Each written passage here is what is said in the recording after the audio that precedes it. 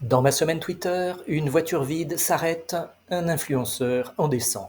C'est Dave Portnoy, également connu sous le nom de Davey Daytrader.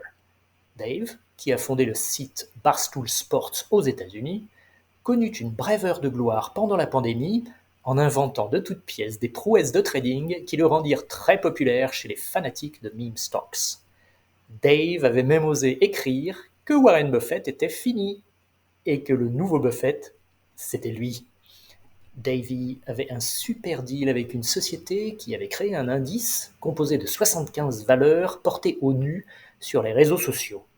Il promouvait un ETF répliquant cet indice, dont le ticker était Buzz, évidemment, en contrepartie d'une rémunération.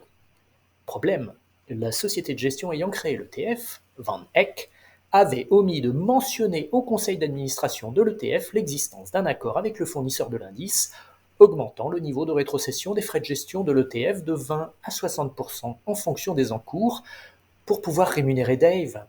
Non réglementaire.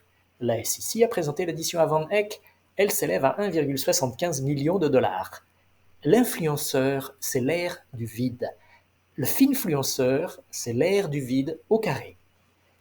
Dans l'interminable H2O Gate, nouveau coup de bambou sur les side pockets, dont la valeur estimée à fin janvier est en baisse de près de 109 millions d'euros par rapport à celle du mois précédent.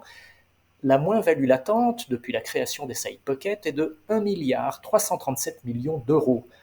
Si le remboursement de 70 millions d'euros annoncé fin janvier par H2OAM se matérialise, si c'est le dernier, et si la valeur résiduelle des actifs des side pockets est nulle, comme je le crains, la perte totale pour les porteurs de parts sera de plus de 1,4 milliard d'euros.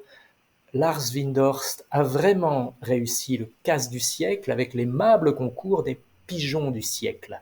Le problème, c'est que les pigeons du siècle géraient l'argent d'investisseurs pris au piège, qui sont les dindons de la farce.